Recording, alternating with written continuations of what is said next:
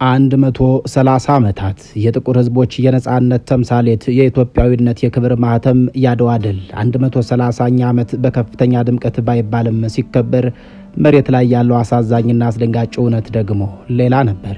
በአንድ በኩል የኢትዮጵያ ጦር ኃይሎች ጠቅላይ ኤታማዦር ሹም ፊልድ ማርሻል ብርሃኑ ጁላ የሀገርን ሉዓላዊነት ለማስከበር በቆረጠ ቁጣና ዛቻ በተሞላበት አንደበት ታዝሎ የሚመጣን የውጭ ጠላትና አዝሎ የሚመጣን የውስጥ ባንዳ በእኩል እንዋጋለን እናጠፋለን ሲሉ የሞት ሽረት አዋጅ አወጁ። በሌላ የጦር ግንባር ደግሞ ፋኖ የተሰኘው የታጠቁ ኃይሎች በተለይ ነባር ህዝብን ከመጥፋት ለማዳን ታጥቀናል የሚሉ አማጺ ኃይሎች አጻፋውን መለሱ። የአድዋ አርበኞች ጀግኖች ልጆችን የገዛ ወንድሙን በድሮን በታንክና በመድፍ እየደበደበ ብሔራዊ ስሜትና ኩራት የሚባል ነገር ትክክለኛው ባንዳነት ትክክለኛው ክህደት ይኸው ነው ሲሉ ሞገቱ። ቆይ እውነቱ የትኛው ነው? ባንዳው ማን ነው? አርበኛውስ ማን ነው? የአድዋን ታሪክ እየዘመሩ የገዛ ወንድም እንደማፍሰስ ጀግንነት ነው ወይስ ክህደት? ይህ እርስ በርስ የሚወራወሩት የቃላት ጦርነት ዝም ብሎ የፖለቲካ ንትርክ ነው ወይስ አንዲት የሺህ ዘመናት ታሪክ ያላት ግዙፍ ሀገረ መንግስት ከመፍረሷ ከመበታተኗና ከመፈረካከሷ በፊት የምታሰማው የመጨረሻው የጣር ድምጽ ነው? ጥናቶች ምን ይላሉ? ታሪክስ ምን ያስተምራል? መንግስት ብቸኛ የጦር መሳሪያ ባለቤት ነኝ ሲል፣ አማጽያኑ ደግሞ ህዝብን የማይጠብቅ መንግስት ሞራላዊ ቅቡልነት የለውም እያሉ ሀገር ወደ ማትወጣው የደም አዙሪት ስትገባ መጨረሻዋ ምንድን ነው? ከጥፋት ተምረው ህዝባቸውን እንዳቀፉት እንደ ስዊዘርላንድና ሲንጋፖር የከፍታ ማማ ላይ ኢትዮጵያ ትወጣለች ወይስ ሀገረ መንግስታቸው ፈርሶ ህዝባቸው በየበረሃው እንደተበተነው እንደ ሶሪያና ሶማሊያ የውድቀት ገደል ውስጥ ትገባለች? ኢትዮጵያን እየመራት ያለው ወደየትኛው አቅጣጫ ነው? ይህ ልብ አንጠልጣይ አስደንጋጭ ግን ደግሞ መራራ እውነት ከስሜትና ከወገናዊነት በጸዳ ፍጹም ገለልተኛ በሆነ ጥልቅ የምርመራና የፖለቲካ ሳይንስ መነጽር አጋልጠን እናሳያችኋለን። ኢትዮጵያ የሺህ ዘመናት ታሪክ ያላት የነጻነት ተምሳሌት የጀግንነት አውድማ ሀገር ናት። ይህች ታላቅ ሀገር በሁለት ጽንፍ የረገጡ የቃላት ጦርነቶችና መሬት በሚያንቀጠቅጡ የብረት ቅንቡላዎች ጆሮ በሚያደነቁሩ የመድፍ ድምጾች መሃል ተወጥራለች። በአንድ በኩል የኢትዮጵያ መከላከያ ሰራዊት ኤታማዦር ሹም ፊልድ ማርሻል ብርሃኑ ጁላ ሀገረ መንግስቱን ለማዳን የገቡት ቃል ሲያስተጋቡ ታዝሎ የሚመጣ የውጭ ጠላትና አዝሎ የሚያመጣ የውስጥ ባንዳ በኩል እንዋጋለን ይላሉ። ፊልድ ማርሻሉ የያዙት ሉዓላዊነት የሀገር አንድነትና የህግ የበላይነት አደጋ ላይ ሲወድቅ መንግስት ዝም አይልም የሚል ጽኑ አቋም ነው። በሌላኛው ጽንፍ ደግሞ ባንዳ የተባሉትና በመንግስት ላይ ያመጹት ኃይሎች የራሳቸውን የመልስ ምት በተለየ ትርክት ያስገባሉ። የአድዋ አርበኞች ጀግኖች ልጆችን የራሱን ነባር ህዝብ በድሮን በታንክና በመድፍ እየደበደቡ ብሔራዊ ስሜትና ኩራት ሊኖር አይችልም፣ ትክክለኛው ባንዳነትም ይኸው ነው በማለት ይሞግታሉ። አንዱ ሌላውን ባንዳ ይለዋል፣ አንዱ ሌላውን የአድዋን ታሪክ አሳልፎ የሰጠ እያለ ይከሰዋል። በእነዚህ ሁለት ግዙፍ ትርክቶች መካከል ግን አንድ አሳሳኝ እውነት አለ። እርሱም እየደማ ያለው መሬት፣ እየፈረሰ ያለው ሀገረ መንግስት እና እየተሰደደ ያለው ምስኪኑ ዜጋ ነው። በዚህ መሰናዶ ከፖለቲካዊ ወገናዊነት በጸዳ ፍጹም ገለልተኛ በሆነ ሚዛን ሀገረ መንግስት ሲዳከም የሚመጣውን መዘዝ፣ የህዝቦችን መገለል የሚያስከትለውን እልቂት፣ እንዲሁም በግልባጩ ዜጎቻቸውን ያከበሩ ሀገራት የደረሱበትን ልዕልና ማማ በታሪክና በጥናት እያጣቀስን እንመረምራለን። የተከበራችሁ ብርሃ ቲቪ ቤተሰቦች እስከ ዝግጅታችን ፍጻሜ አብራችሁን ቆዩ።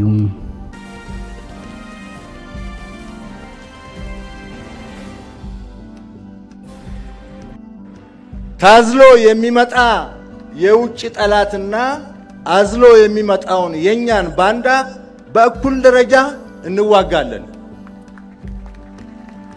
የህዝባችንን አስተላለፍ በእውቀትና በንቃት መሆን አለበት። በአደናጋሪ ብልጣብልጥ የባንዳ ስብከት የተደናገረ ዜጋ በምህረትና ይቅርታ እንመልሰው። ባንዳነት የተፈጥሮ ሥራ የሆነውን ግን እንደ ማንኛውም ጠላት ሁሉ ታግለን አሸንፈን አገራችንን እናስቀጥል። ማንኛውም የመብት ጥያቄ ያለው ዜጋ ጥያቄውን መጠየቅ ያለበት አገርን ሳይጎዳ መሆን አለበት። ጠላት ባንዳ ገዝቶ በእኛ ጥያቄ ውስጥ እንዲደበቅ መፈቀድ የለበትም። የቤታችንን አመል መምራትና መግራት ተስኖን ለታሪካዊና ወቅታዊ ጠላቶቻችን ክፍተትና ቀዳዳ መፍጠር ውድቀታችንን ያፋጥነዋል። በህዝብ ጥያቄ ውስጥ ጠላት የቀጠራቸውን ባንዳ ያስገቡ ቁጥራቸው የማይናቅ አገሮች ፈርሰው ምን ነው እግሬን በቆረጠው እያሉ ነው። ጸጸታቸው ልታደጋቸው አልቻለም። በፖለቲካ ሳይንስ ጥናት ውስጥ ቃላት መሳሪያዎች ናቸው። ባንዳ የሚለው ቃል በኢትዮጵያ ታሪክ ውስጥ እጅግ ከባድ ክብደት ያለው ቃል ነው።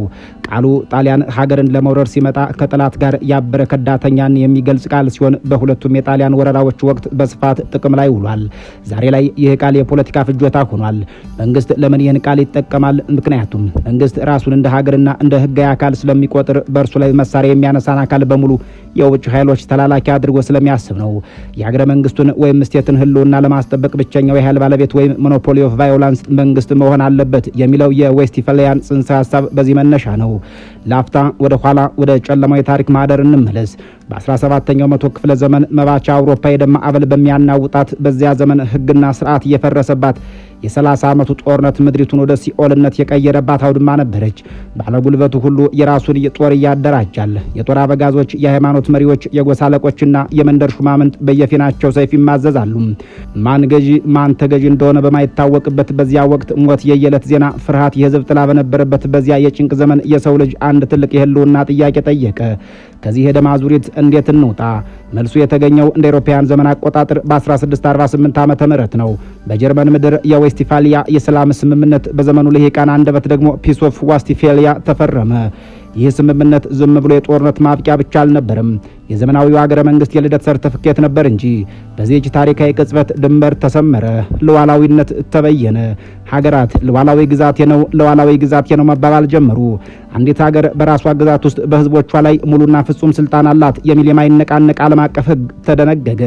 ነገር ግን ይህች አዲስ የተወለደችው ሉዓላዊ ሀገር ህልውናዋን እንዴት ታስጠብቅ? እዚህ ጋር ነው ታላቁ የጀርመን የሶሺዮሎጂ ሊቅ ማክስ ቬበር ከዘመናት በኋላ ያንን ወርቃማ ግን ደግሞ መራራ እውነት ያጸናው። ማክስ ቬበር የአገረ መንግስትን ሚስጥር ሲፈታው እንዲህ አለ።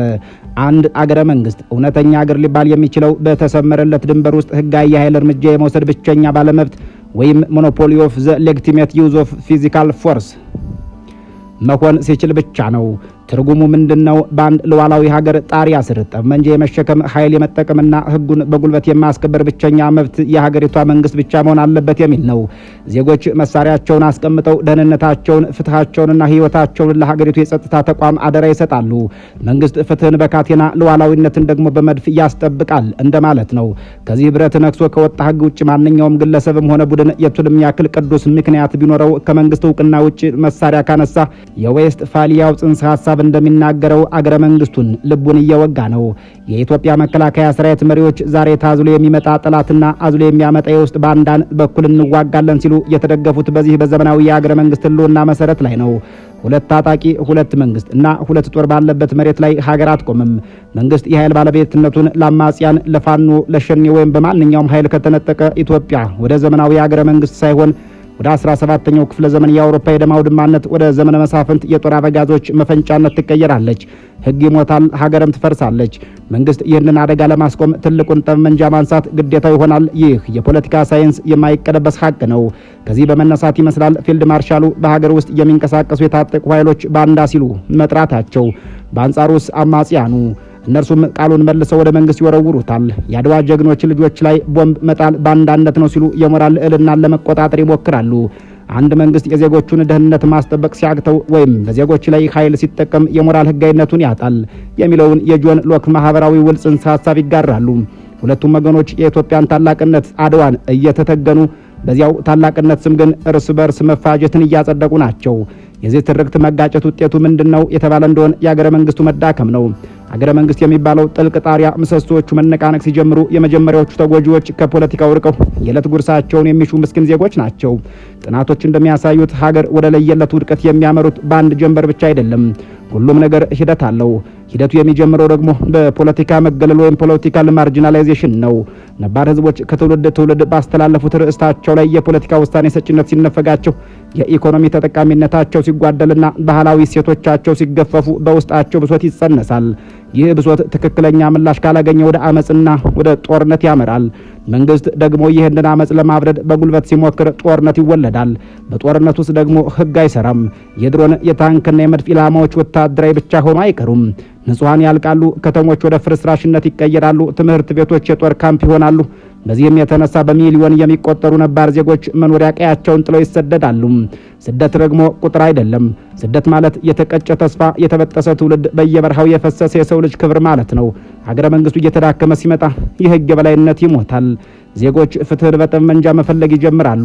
የውጭ ጣልቃ ገብነትም እየሰፋ ይመጣል። ፊልድ ማርሻሉ እንዳሉት የውጭ ጠላቶች የተከፈተውን የውስጥ ቀዳዳ ተጠቅመው ሀገርን ለማፍረስ ይተጋሉ። ብሔራዊ ኩራት ይደበዝዛል። አማጽያኑ እንዳሉት ዜጋው በሀገሩ በገዛ ሀገሩ የባይተዋርነት ስሜት ስለሚሰማው ሀገር ማለት ከነ ክብሯ ትርጉም አልባ ትሆንበታለች። ታሪክ ግን ጨለማ ብቻ አይደለም። ከጥፋት የተማሩ ዜጎቻቸውን ያከበሩና ማህበራዊ ውላቸውን ያደሱ ሀገራት የደረሱበትን የልዕልና ደረጃ ለኢትዮጵያ ትልቅ ትምህርት ነው። በምርምርና ጥናት እንደተረጋገጠው የሀገር ሀብት ማለት መሬት፣ ነዳጅ ወይም ወርቅ ብቻ አይደለም። የሀገር ትልቁ ሀብት ሰው የተሰኘው ፍጡር ነው። ስዊዘርላንድን ተመልከቱ። ስዊዘርላንድ የተለያዩ ቋንቋዎች የሚናገሩ የተለያዩ ባህል ያላቸው ህዝቦች ስብስብ ናት። ነገር ግን ፖለቲካዊ መገለል እንዳይኖር ስልጣንን እስከ ታችኛው የህዝብ እርከን በማውረድ ነባር ህዝቦቿን በማክበር በዓለም ላይ እጅግ ዘላማዊና በሀብት የናጠጠች ሀገር መሆን ችላለች። ሲንጋፖርም ለዚሁ ትንተና ሁነኛ ማሳያ ትሆናለች። ሲንጋፖር ከማሌዥያ ተገፍታ ስትወጣ ምንም አልነበራትም። ሊ ኩዋን ዩ የተባሉት መሪያቸው ግን አንድ ነገር አደረጉ። ቻይናውያንን፣ ማሌና ህንዳዊውን ዘር በኩልነት የሚያቀፍ ስርዓት ገነቡ። የብሔር ፖለቲካን ትተው በእውቀት ላይ የተመሰረተ ሜሪቶክራሲ የተሰኘ ስርዓት ዘረጉ። ዛሬ ሲንጋፖር የቴክኖሎጂና የሀብት ማማ ናት። ይህን የሲንጋፖርን እርምጃ በደንብ እንቃኘው። ላፍታ ከአውሮፓ ደም መፋሰስ ወጣ እንበልና የብሔር ፖለቲካን ጽልመት የትውልድን ብርሃን ወደምታሳየን እስያ እንጓዝ። በዚህ ዓመቱ 1965 ገደማ ነበር አውዳሚው የዘርና የሃይማኖት ፖለቲካ ቻይናውያንን፣ ማሌዎችንና ህንዳውያንን እርስ በርስ አፋጅቶ ጎዳናዎችን በደም አጥለቅልቆ ሲንጋፖርን የሲኦል ደጃፍ አድርጓት ነበር። ማሌዥያ ይህችን በዘር የተወጫጨቀች ተፈጥሮ ምንም ሀብት ያለገሳትን የውሃ ጠብታ እንኳን የሌላትን ደሴት ከእንግዲህ ሸክም ሆነሽብኛል ብላ አባረረቻት። ሲንጋፖር ብቻዋን ቀረች፣ ያለ ወታደር፣ ያለ ኢኮኖሚ፣ ያለ ተስፋ። በዘር ልክፍት የታመሙ ሶስት የተለያዩ ህዝቦችን አቅፋ ባዶ ሜዳ ላይ ወደቀች።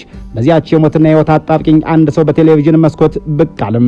የሲንጋፖር መስራች አባት ሊ ኩዋን ዩ እንባው በጉንጮቹ ላይ እየወረደ ለህዝቡ አንድ ቃል ገባ። ከዚህች የጭቃ ምድር የምንኮራባትን ሀገር እንገነባለን አላቸው።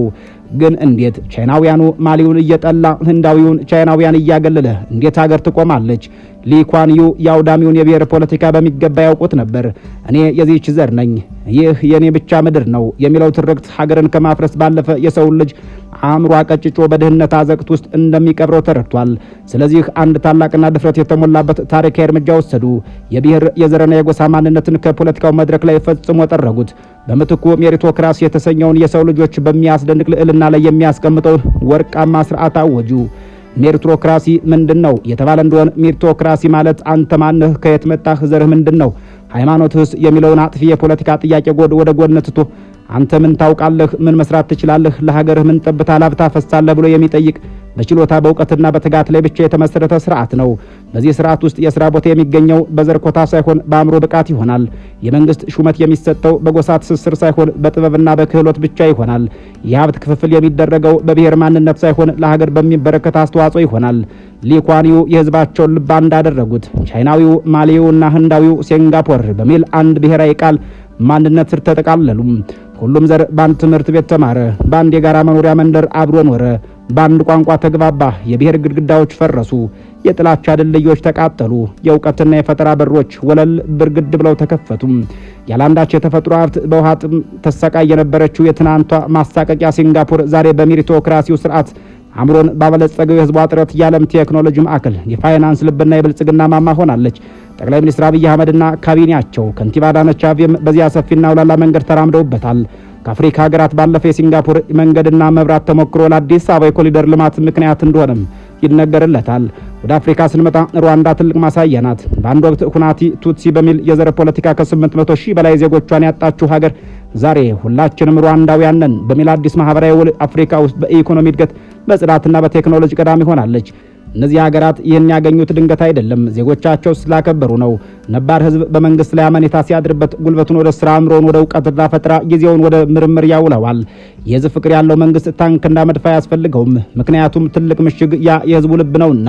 እንግዲህ እዚያ የተያዘው ባንዳ እየተባባሉ መገዳደል፣ ሉዓላዊነት በሚል ስም መንደር ማውደም ወይስ መብት ለማስከበር በሚል ሀገር ማፍረስ ነው። ይህ መንገድ በታሪክ እንደታየው አገረ መንግስቱን ከማዳከምና ትውልድን ለስደትና እንግልት ከመዳረግ ውጪ ያመጣው ትርፍ የለም። የአድዋ ጀግኖች ጠላትን ያሸነፉት አንዳቸው ሌላቸውን በመፈረጃ አልነበረም። የልዩነት ግባቸውን አፍርሰው በአንድነት ስለቆሙ ነበር። ዛሬም ኢትዮጵያ የምትፈልገው ይህንኑ ነው። የመከላከያ ሰራዊቱም ሆነ የአማጺ ኃይሎች ሊገነዘቡት የሚገባው ታላቅ የፖለቲካ ሳይንስ ሀቅ አለም። እውነተኛ ሉዓላዊነት የሚረጋገጠው በህዝብ ስምምነት እንጂ በጦር መሳሪያ ብዛት አይደለም። እውነተኛ አርበኝነትም የገዛ ወንድምን ማሸነፍ ሳይሆን ድህነትን፣ መሀይምነትንና ኋላ ቀርነትን ማሸነፍ ነው። ታሪክ ይመዘግባል። ከጥፋት ተመልሶ የዜጎችን ህይወት አክብሮ የፖለቲካ መገለልን በውይይት ፈቶ የተፈናቀሉትን መልሶ ኢትዮጵያን እንደ ስዊዘርላንድ፣ ሲንጋፖርና ሩዋንዳ የእውቀትና የሀብት ማማ ላይ ያወጣሉ ወይስ አንዳቸው ሌላቸውን ባንዳና ከዳተኛ እያሉ በታንክና በድሮን እየተደባደቡ ሁላቸው በአንድነት ወደ ጥፋት ገደል ይገባሉ? ምርጫው የጋራ ነው። ጊዜው ደግሞ ብቸኛ ዳኛ ነው። በኢትዮጵያ 130ኛው የአድዋ ድል በዓል ደርሶ ማለፉን ተከትሎ በመንግስት ወገንና በአማጺ ኃይሎች ወገን የተላለፉ መልእክቶችን ተከትሎ ሀገረ መንግስትን በታሪክና በጥናት ምርምር በመረጃና በማስረጃ አስደግፈን ወደ እናንተ ያደረስንበት ምዕራፍ በዚሁ ተቋጭቷል። የተከበራችሁ የበራቲቪ ቤተሰቦች በያላችሁበት የዓለም ዳርቻ ሰናይ ጊዜ እየተመኘን በዚሁ እንሰናበታለን።